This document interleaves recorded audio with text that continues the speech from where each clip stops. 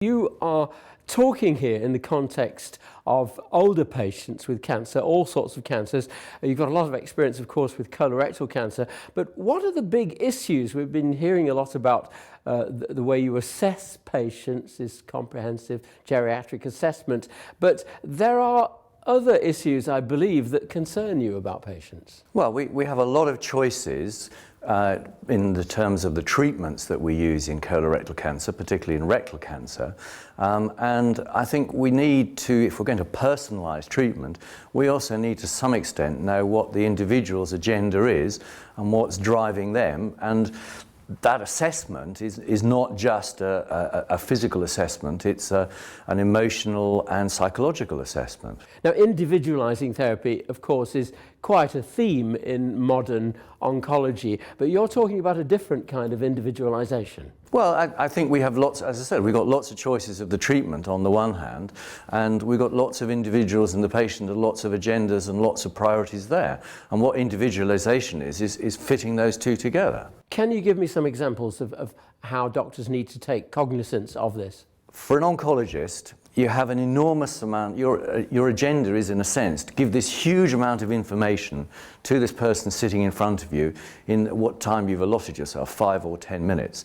And sometimes you forget that the patient in front of you also has an agenda. And I think it's marrying up those two agendas. So you really need to find out, as an individual, what drives the person in front of you. What's the procedure? Well, I think there are facilitatory questions, and the two kind of facilitatory questions that I find most useful is sort of saying, coming to see me today, knowing that you were coming to see the oncologist, knowing that you had cancer, so what were your best hopes from this meeting with me today? And yes, you get some 96-year-olds who will say, I want to live to 100, which is what you might imagine all of us want to live as long as possible. But actually, when it boils down to it, you get some guys that say, well, my wife probably only has 6 or 12 months to live, and I don't care about me, I just want to be able to be reasonably well in order to look after her and to stay at home in our flat and not to be separated, for her to go into one hospital and me to go into another. And you know, that makes you choose a completely different treatment that is going to have relatively low toxicity. Now, is this different depending on the stage and grade of the tumour, though, whether it's potentially curable? Well, you have to negotiate then, but you know the negotiators on his side, you know where he's coming from. And, you know, like most negotiations, you start with something like this or like this, and you gradually balance things out. But you know where you're going. Otherwise, how do you know where you're going? You just say, this is the most effective treatment, take it or leave it. Often you have treatments which are going to prolong life. How do you approach the whole subject, and what's a typical example of the outcome when you really do consult the patient? Well, patients are individuals. We are individuals, you know. If I said to you, okay, you're not an elderly patient, okay, so with rectal cancer, there are an awful lot of issues. There are issues of, do you want a stoma, do you not want a stoma? Do you want to avoid having any local recurrence in the future? Do you want to have low toxicity? Will you accept low toxicity for that? Do you want an operation? Do you want an operation that means a bag? There are all kinds of different issues there. And I'll bet you that if I asked everyone in this room how they prioritize those, they will prioritize them differently. So someone will say, I don't care about the stoma, I just want, you know, I've got kids of 15, 16, I want to live and see them grow up. Other people will say, whatever you say, I'm not having a stoma. Even if that jeopardizes my outcomes or my survival, I'm not having a stoma under any circumstances. So we know that with all patients, there are priorities. And probably in elderly patients, those priorities are much starker and wider.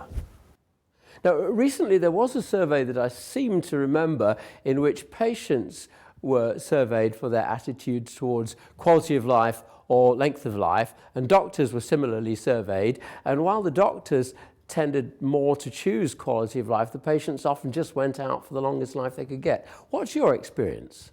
I think you have to reflect that there are you know, if you ask someone who is threatened with death because they have cancer or they have metastatic cancer, they are likely to say different things than if you take an average 85-year-old who is not threatened by death and you ask them in the cold light of dawn what their priorities might be if they got cancer. I think it's prudent to reflect that we will have different ways of thinking about that depending on where we are and what the actual risk is and how sharp that risk is. What are the overall benefits then to the practice of individualizing therapy in this way? Well, I think there are two main benefits. One is you feel better about it because you feel you've really done the best you can and you've taken this patient as an individual and you've fitted the patient's treatment ideally to the patient. But also I think the patient is going to feel validated that you have listened to them. I think our problem is we have very big workloads, patients come in one after the other, and I don't think sometimes we don't listen enough.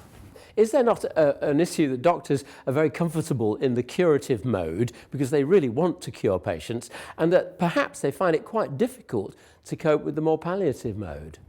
I think you're right, that we all feel that this is the best treatment because this is going to actually cure you or has the best chance of curing you.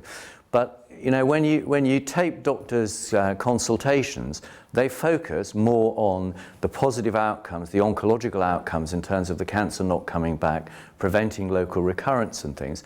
And although we pay lip service to telling you what the side effects are, and we probably do tell patients really in quite good detail about the acute side effects, we're pretty scanty on the late side effects, what the late outcomes and what the reality of, you know, 2 years, 3 years, 4 years down the line is. So could you summarise your recommendations to your colleagues about this issue of consulting the patient more to find out the patient agenda? Well, I think you need to spend some of the consultation finding out exactly what the patient's agenda is and exactly what the patient's priorities are and exactly what the family background is, the carers, the family there, before you can really offer a menu of what the possible potential treatments might be.